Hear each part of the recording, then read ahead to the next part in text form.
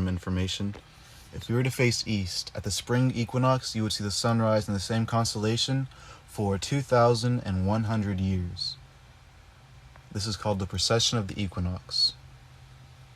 Now, in ancient civilizations, like the very first civilizations known to man, like ancient Sumer and ancient Mesopotamia, their gods, mind you, polytheism ruled at this time. They believed in many gods.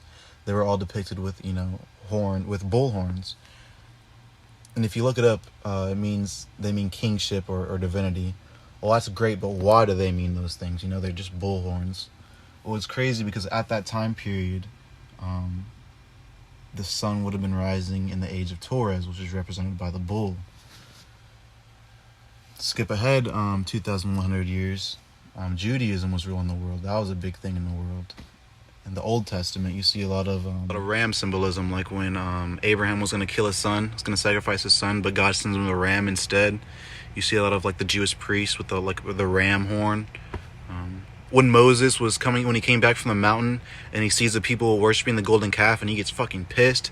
Well, that's because they're worshiping outdated. It's outdated. They're supposed to be in the age of Aries.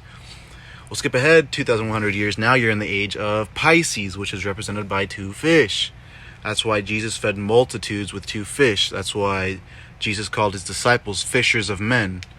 It's cool because like when they excavated like the very first known Christian churches, it's kind of recent too. There was no cross. Like the cross was not the symbol of Christianity. It was 2 fish. And when Jesus turned himself in, his disciples asked, well, what do we do now? Where do we go? Jesus told them to follow the man with the pitcher of water into his house. Well, back then, that was a woman's job. However, the sun would have been moving into the age of Aquarius. So yeah, I think that's really cool. I think it's cool because like if you really study like these holy scriptures, you notice that like each one of them is like pretty much a different time period in human evolution and its spiritual evolution. So yeah, it's really cool.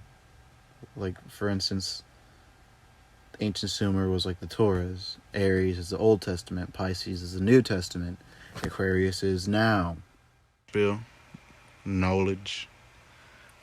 Yeah, the end goals are the same, just to bring more love into this thing, bring more divinity, to raise the consciousness of the earth, to embody heaven on earth. We're all just trying to figure this life shit out. Everyone's going through it. Everyone's trying to figure it out. No one has the answers. No one religion can hold the answers to life. So might as well go at spirituality from a scientific standpoint. And that's what magic is. So yeah. Peace, love, light, and healing.